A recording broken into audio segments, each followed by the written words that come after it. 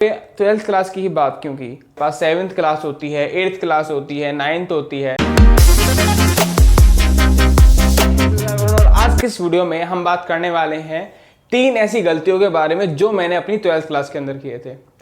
By the way, जब मैं अपनी ट्वेल्थ क्लास के अंदर था तो मैंने बहुत सारी गलतियां की थी, लेकिन उन सभी गलतियों में से 3 ये मेजर गलतियां थी जो मैंने की थी, और मैं आपको सजेस्ट करता हूं कि आप ये गलती मत करें। वह सबसे ज़्यादा इंपॉर्टेंट चीज़ ये आती है कि मैंने यहाँ पे ट्वेल्थ क्लास की ही बात क्यों की। आपके दिमाग में भी सवाल आ रहा होगा कि हमारे पास सेवन्थ क्लास होती है, एट्थ क्लास होती है, नाइन्थ होती है, टेंथ होती है, तो ट्वेल्थ क्लास की ही क्यों मैं बात कर रहा हूँ। ट्वेल्थ क्लास की यहाँ पे मैं इसलिए बात कर रहा हूँ क्योंकि ट्वेल्थ क्लास एक ऐसी क्लास होती है जहाँ पे हम सभी मेजर जो यूथ होती है ना, वो थोड़ी अवेयर होती है पढ़ाई को लेके। वो सोचती है कि यार ट्वेल्थ है, बोर्ड है, तो मुझे यार पढ़ना चाहिए।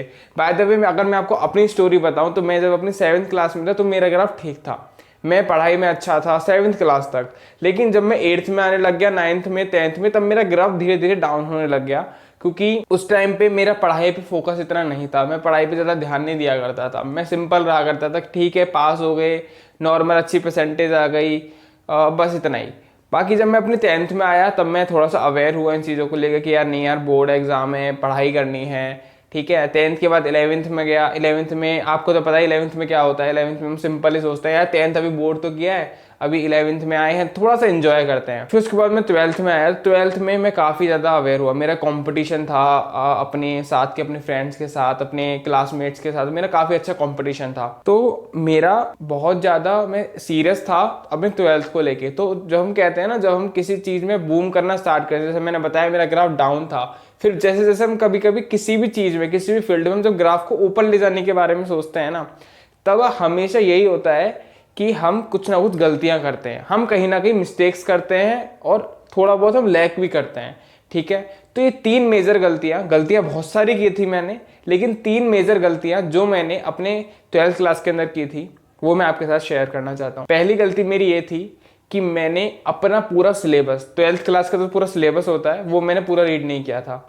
यानी कि जब हम स्टार्टिंग करते हैं ना, तो इम्पोर्टेंट होता है कि आप पहले ये जान लो कि आखिर आप किस फील्ड से लड़ने वाले हो, यानी कि आप किस चीज से लड़ने वाले हो। फॉर एग्जाम्पल, अगर हम बात करें यहाँ पे, जब कुरुक्षेत्र में युद्ध हुआ था, तो सबसे पहले दोनों पक्षों ने एक दूसरे की उनको देखा था, एक दूसरे के उन अपोनेंट्स को देखा था कि वो किन लोगों से लड़ने वाले हैं। इसी तरह से 12th क्लास में भी आपका जो लड़ाई है वो आपके सिलेबस के साथ है। आपको वो सारी चीजें याद करनी है, राइट। उन चीजों को आपको सबसे पहले समझना होता है। ठीक है, मैंने यही गलती की थी कि मैंने स्टार्टिंग के जो चैप्टर्स होते हैं, स्टार्टिंग के 6-7 चैप्टर्स, केवल उनको मैंने पढ़ लिया था। मैंने टोटल नहीं पढ़ा था। फिजिक्स, केमिस्ट्री, बायोलॉजी, तो उसके 2-2 यूनिट्स होती हैं, राइट, 2-2 किताबें होती हैं। तो वो मैंने एक किताबें मैंने सबकी कर ली थी, बट सेकंड किताबों तक मैं रह गया था, क्योंकि मैंने स्टार्टिंग में ही अपनी सेकंड किताब का जो पूरा सिलेबस था वो भी मैंने रीड नहीं किया था। फर्स्ट किताब तक मैं रह गया था। तो स्टार्टिंग में अगर आप अपने अभी बिगिनर हो, तो आपके लिए इंपॉर्टेंट है कि आप अपनी पूरे 12th क्लास की जो आपका सिलेबस है ना, हर एक सब्जेक्ट का, वो आप पहले रीड कर लो। चाहे उसमें 1 महीना लग जाए, कोई प्रॉब्लम नहीं है। 1 हफ्ता लग जाए, 2 हफ्ते लग जाए, 1 महीना लग जाए, कोई प्रॉब्लम नहीं है।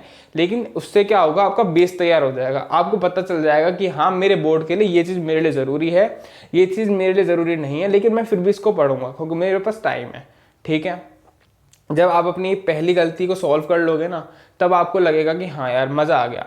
दूसरी गलती है कि हम अपने नोट्स को रफ में ही रख लेते हैं। हम ट्यूशन जाते हैं, ठीक है, सुबह का ट्यूशन हो सकता है आपके 5-6 बजे का, या शाम का आपका ट्यूशन हो सकता है आपके स्कूल के बाद 4 बजे के आसपास या 5 बजे के आसपास। तो हम क्या करते हैं, हम अपने जो नोट्स हैं रफ में रखते हैं। ठीक है, हम उनको अपनी फेयर नोटबुक में नहीं उतारते हैं।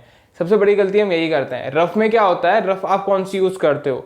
रफ हम यूज़ करते हैं वो ब्लैक पेपर वाली। ठीक है, हम ब्लैक पेपर वाली रफ को यूज़ करते हैं। उसका साइकोलॉजिकल इफेक्ट होता है हमारे ब्रेन पे। इफेक्ट क्या होता है? इफेक्ट ये होता है कि हमको वो चीज़ें पसंद नहीं आती जो हमने लिखी हुई होती है, उनको पढ़ने का हमारा मन नहीं करता। क्यों? क्योंकि वो ब्लैक पेपर पे होती हैं।